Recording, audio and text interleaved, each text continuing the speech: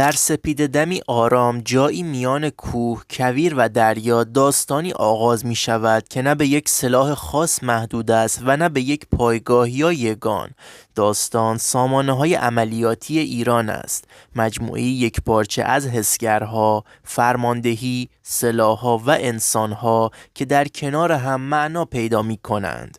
این ویدیو روایتی پیوسته و دانستنی از همه چیز این سامانه هاست، از فلسفه شکلگیری تا کارکرد واقعی در میدان نبرد. ریشه این سامانه ها در تجربه نهفته است، تجربه سالها مواجه با تهدیدات متنوع و درس گرفتن از نبردهای مدرن.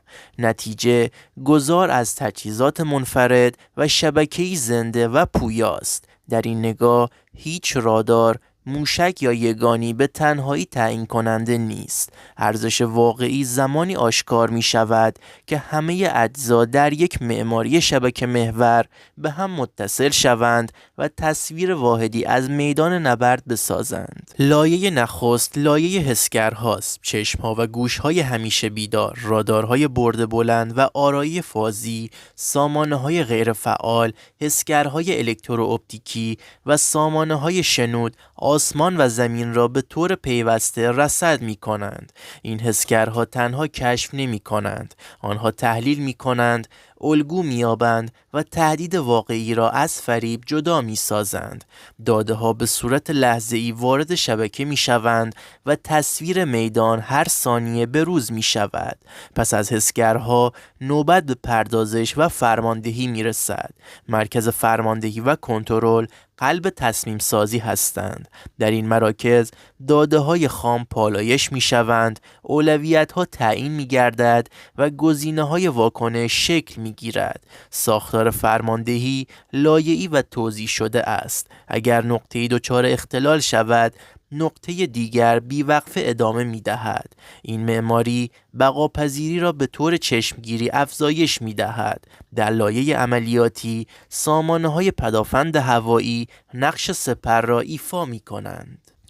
از برد کوتاه تا بلند، موشک‌ها و سامانه‌های رهگیر در کنار رادارها شبکه‌ای چند لایه می‌سازند. هدف فقط انهدام نیست، هدف افزایش هزینه و کاهش آزادی عمل مهاجم است. هماهنگی میان پدافند زمینی و واحدهای هوایی فضایی پیچیده برای هر تهدید ایجاد می‌کند. همزمان سامانه‌های تهاجمی وارد روایت می‌شوند. موشک‌های دقیق، پهپادهای رزمی و واحدهای متحرک بازوی پاسخ هستند. انتخاب ابزار برای هر مأموریت هوشمندانه است. گاهی نمایش توان کافی است و گاهی ضربه دقیق لازم. این انعطاف حاصل پیوند تسلیحات با شبکه فرماندهی است. جنگ الکترونیک لایه‌ای نامرئی اما تعیین کننده است. اخلال، فریب، شنود و دفاع سایبری پیش از شلیک نخستین سلاح میدان را شکل می دهند. در این حوزه نبرد بر سر امواج و داده هاست. سامانه های عملیاتی ایران جنگ الکترونیک را نه ابزاری جانبی بلکه جزئی ذاتی از عملیات می دانند. پهپادها فصل تازه‌ای از این سناریو هستند. پهپادهای شناسایی تصویر میدان را کامل می کنند و پهپادهای رزمی نقش‌های تهاجمی دقیق را بر عهده می‌گیرند. همکاری انسان و ماشین سرعت و دقت تصمیم گیری را افزایش می‌دهد. داده پهپاد مستقیما وارد شبکه می‌شود و بر تصمیم نهایی اثر می‌گذارد. پایگاه‌ها و زیرساخت‌ها ستون بقا هستند. پایگاه‌های زیرزمینی، لوجستیک ماژولار و چرخه آماده سازی پیوسته تضمین می کند که سامانه ها تنها روی کاغذ قدرتمند نباشند. تحرک پذیری اجزا، شناسایی و هدفگیری را دشوار می کند و زمان واکنش را کاهش می دهد. بعد انسانی روح این سامانه هاست. اپراتورها، تحلیلگران و فرماندهان با رابطهای پیشرفته کار می کنند که پیچیدگی را به سادگی تبدیل می کند. آموزش، تمرین و تجربه میدانی خطا را کاهش می‌دهد و هماهنگی را افزایش می‌دهد.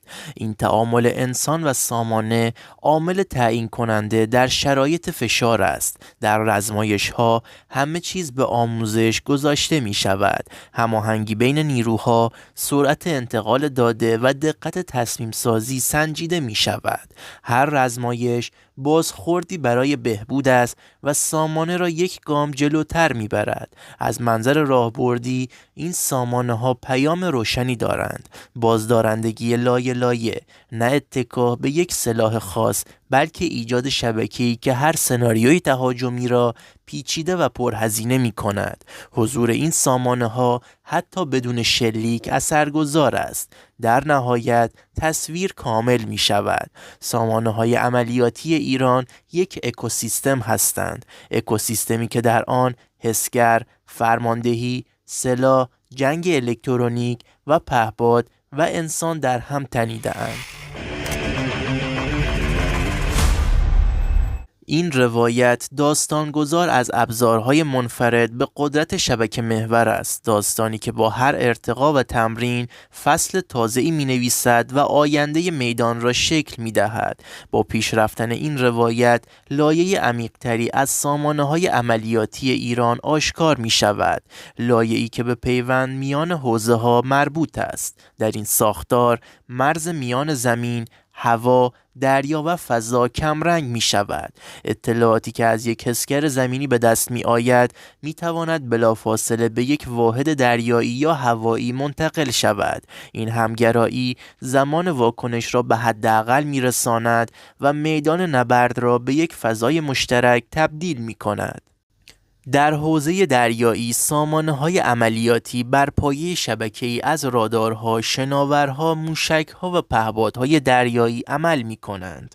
شناورهای کوچک و بزرگ هر کدام بخشی از یک تصویر کلی هستند. حتی واحدهای کوچک با اتصال به شبکه فرماندهی می‌توانند نقشی فراتر از اندازه خود ایفا کنند. این رویکرد برتری عددی دشمن را به چالش می‌کشد. در بعد زمینی سامانه‌های موشکی و یگانهای متحرک به گونه‌ای طراحی شده اند که همواره در حال تغییر موقعیت باشند. تحرک، استتار و فریب بخش جدایی ناپذیر از این سامانه هاست. اطلاعات حسگرها مسیر حرکت و زمان عمل را تعیین می کنند و از تصمیم های ایستا جلوگیری می کنند. در بعد هوایی هماهنگی میان جنگنده ها، پدافند و پهپادها به اوج می رسد. پهپادها نقش پیشرو لشکر را دارند، جنگنده ها نقش ضربه دقیق را دارند و پدافند فضای امن عملیات را فراهم می کند. این تقسیم نقش کارایی را افزایش و ریسک را کاهش می دهد. بعد فضایی نیز به تدریج وارد این اکوسیستم شده است. استفاده از داده های ماهواره‌ای برای شناسایی، ارتباط و ناوبری، دقت و پوشش سامانه ها را افزایش می دهد. فضا دیگر یک حوزه جداگانه نیست، بخشی از زنجیره تصمیم سازی است. از منظر سایبری، سامانه های عملیاتی ایران بر دفاع فعال و تاباوری تمرکز دارند. شبکه ها به گونه‌ای طراحی شده اند که در برابر نفوذ و اختلال مقاوم باشند. حتی در صورت بروز حمله سایبری، عملکرد کلی سامانه حفظ می شود. در جمع‌بندی نهایی این روایت گسترش یافته می توان گفت سامانه های عملیاتی ایران حاصل تلفیق تجربه میدانی، دکترین بومی و فناوری روز هستند.